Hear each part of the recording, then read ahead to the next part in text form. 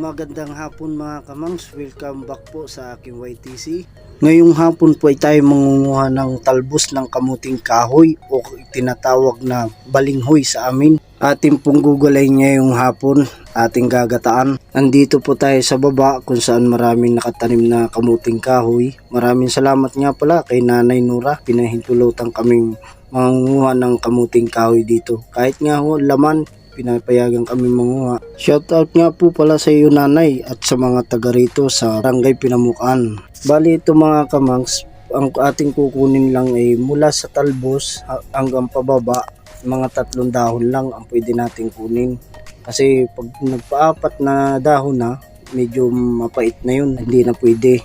Kaya ang pwede lang natin kunin ay yung mula sa talbos hanggang pababa, mga 3 dahon lang para po hindi mapait ang ating gulay.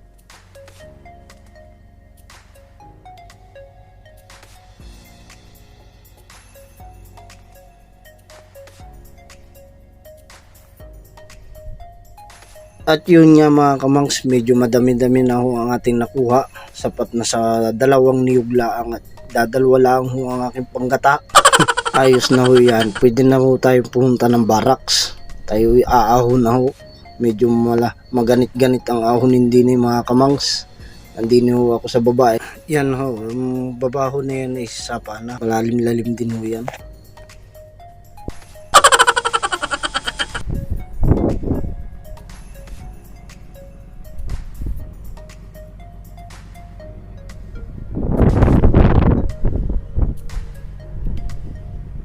At nandito na nga po tayo sa barracks mga kamangs. Ito na po ating hihimayin na dahon ng kamuting kahoy.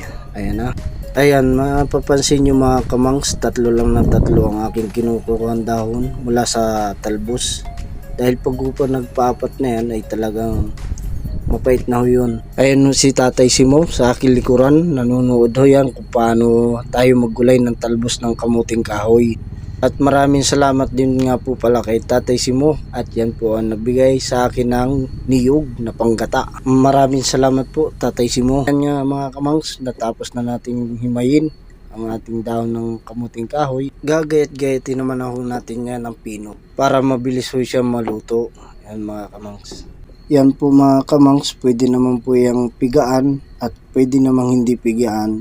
Ang ginagawa ko po niyan ay hindi ko na yan pinipigaan. Diretso na luto na po yan mga kamangs. At pagkatapos nga yung mga kamangs ay tayo magbabalat na muna ng niyog ating panggata. Wala naman ho kaming gulok na pambalat ay dinin na lang ho sa paltak ng aming barracks. Dito ko na lang ho binalatan.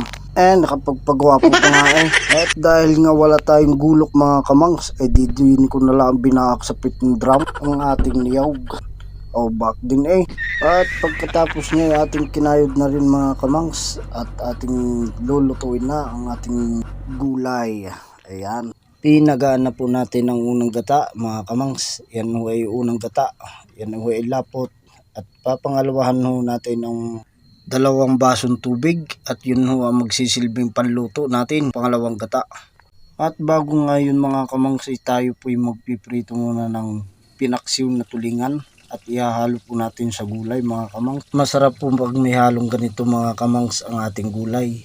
Pwede pong inihaw yan, pwede pong pinirito, pwede rin po tabaan ng baboy, pwede rin po ang dilis mga kamangs. At pagkatapos nga yan mga kamangs ay ating isalang ng gulay. Nilagyan na po natin ng luya, sibuyas, bawang at saka magic sarap. Magic sarap po ang aking nilalagay pag gulay mga kamangs. At nilagyan na rin po natin ng paminta.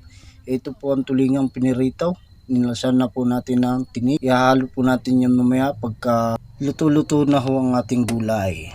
Ayan mga kamangs. Pakukuluan po natin yan hanggang sa kumati ang sabaw mga kamangs. Ayan. Lagyan na rin po natin ng asin sa ibabaw mga kamangs. Ayan. Kunti lang ho. At baka mapaalat. At medyo paluto na nga po ang ating gulay mga kamangs. Pwede na po natin ilagay ang ating piniritong tulingam. Yan. At ating lagyan na rin po ng siling habaho yan para humabango ang ating gulay.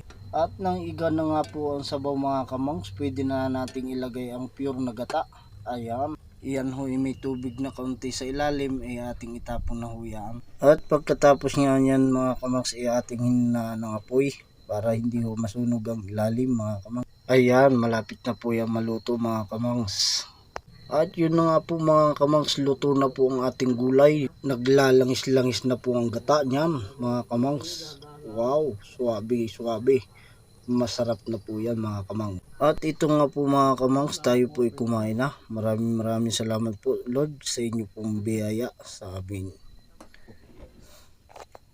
Kain na po tayo mga kamangs. Kaunay mga kabisaya, kaun anay kita. At sana'y nagustuhan nyo po ang aking video ito mga kamangs. Maraming salamat po sa inyong mga suporta.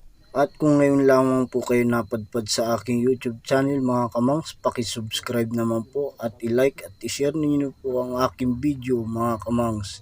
At pakipindot na rin po ang notification bell para po lagi kayong updated sa aking mga vlog mga kamangs. Maraming